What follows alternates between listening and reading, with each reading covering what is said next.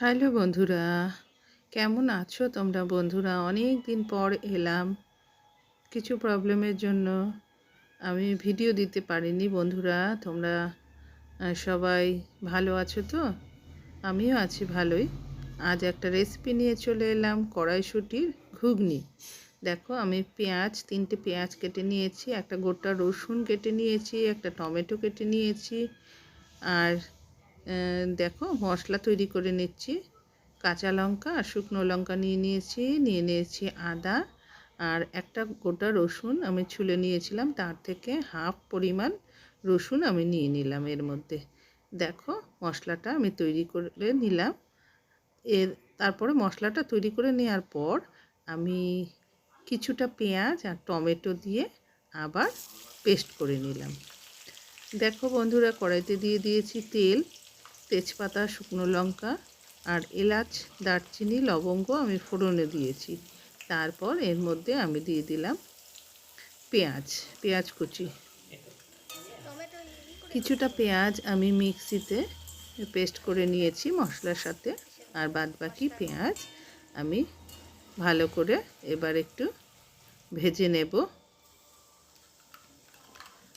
দেখো, আমি মশলাটা দিয়ে দিলাম, পেঁয়াজটা কিছুটা পেঁয়াজগুলো কিছুটা ভেজে নিয়ে তারপর আমি বেটে রাখা মশলাগুলো এর মধ্যে দিয়ে দিলাম। পেঁয়াজের সাথে পেঁয়াজ এবং কিছুটা রসুনও আমি তেলে দিয়েছিলাম,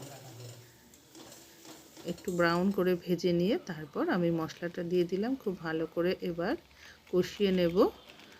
দেখো, 1 টেবিল স্পুন ধনে গুঁড়ো এবং 1 টেবিল স্পুন জিরে গুঁড়ো আমি এর মধ্যে দিয়ে দিলাম।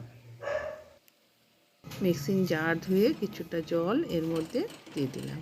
এবার মশলা খুব সুন্দরভাবে কষিয়ে নিতে হবে। বন্ধুরা, তোমরা জানো, মশলা কষানোর ওপর যে কোনো খাবারের টেস্ট নির্ভর করে। এই যে দিয়ে দিলাম পরিমাণ মতো লবণ বা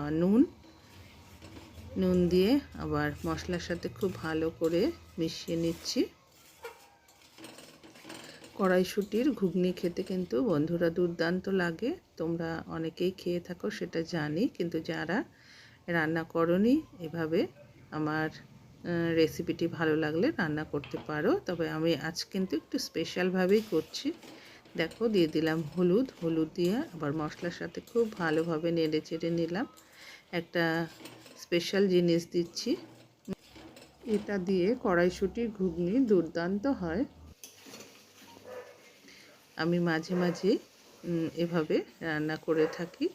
দেখো, মশলাটা অনেকটা কষানো হয়ে গেছে, পুরোপুরি হয়নি। এর মধ্যে এবার দিয়ে দিলাম আমি চিকেনের তেল। খাসির তেল দিয়ে তো তোমরা অনেকেই ঘুগনি খেয়ে থাকো। আজ আমি চিকেনের তেল দিয়ে ঘুগনিটা বানাচ্ছি। দেখো, এবার চিকেনের যে তেলগুলো দিলাম মশলার সাথে খুব ভালো করে কষিয়ে নিতে হবে।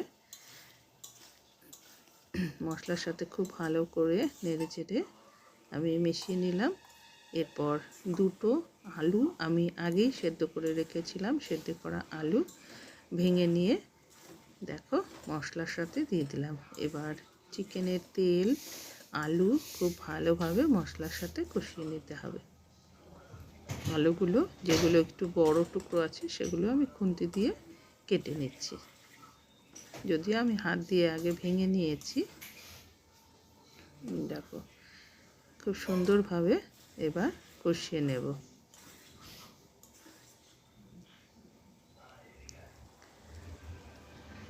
এবার দিয়ে দিলাম কড়াইশুঁটি বা মটরশুঁটি কিন্তু এভাবে রান্না করলে সেদ্ধ করে নেওয়ার কোনো প্রয়োজন হবে না।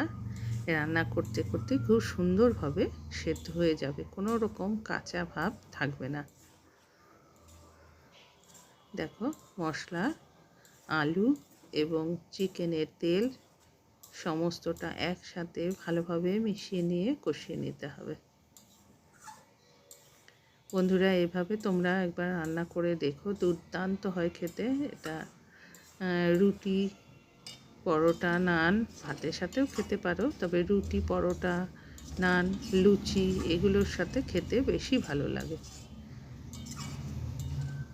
খুব ভালোভাবে আমি নেড়ে চেড়ে কষিয়ে নিচ্ছি। পাশে আমি দেখো জল ফুটিয়ে নিচ্ছি। ফুটন্ত জল দিলে রান্নার টেস্ট দ্বিগুণ হয়ে যায়, তোমরা সবাই জানো। এই যে দেখো আমি দেখিয়ে দিচ্ছি, তেলগুলো কিন্তু খুব সুন্দরভাবে মশলার সাথে কষানো হয়েছে এবং সেদ্ধও অনেকটাই হয়ে গেছে। এবার আমি ফুটিয়ে রাখা জল এর মধ্যে দিয়ে দেব।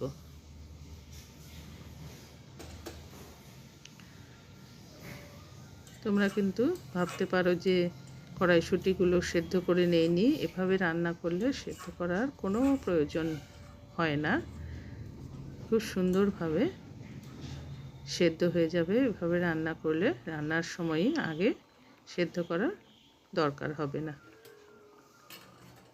এবার আমি একটু ঢেকে দেব।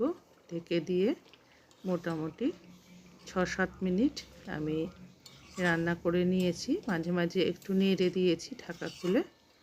দেখো বন্ধুরা, রান্না কিন্তু শেষ পর্যায়ে চলে এসেছে। দেখো বন্ধুরা, কড়াইশুঁটির কালারগুলো দেখেই কিন্তু বোঝা যাচ্ছে যে কড়াইশুঁটি খুব সুন্দরভাবে সেদ্ধ হয়ে গেছে। আমি কিছুটা ধনেপাতা কুচি এর মধ্যে দিয়ে দিয়েছি, যেটা স্কিপ হয়ে গেছে। ধনেপাতা কুচি দিয়ে এরপর নেড়ে চেড়ে নিয়ে দিয়ে দিলাম 1/2 টিস্পুন মতো গরম মশলার পাউডার দিয়ে খুব ভালোভাবে নেড়ে নিয়ে এবার আমি ঢেকে মোটামুটি 3 থেকে 4 মিনিট রেখে দেব। গ্যাসের ফ্লেম আমি বন্ধ করে দিয়েছিলাম বন্ধুরা। এবার একটা পাত্রে তুলে নিয়েছি। দেখুন বন্ধুরা, কি অসাধারণ তেমন দেখতে হয়েছে। এটা খেতে তো দুর্দান্ত হয়। বন্ধুরা, ভালো লাগলে তোমরাও এইভাবে ট্রাই করে দেখতে পারো। ভালো থেকো, সুস্থ থেকো, আবার দেখা হবে।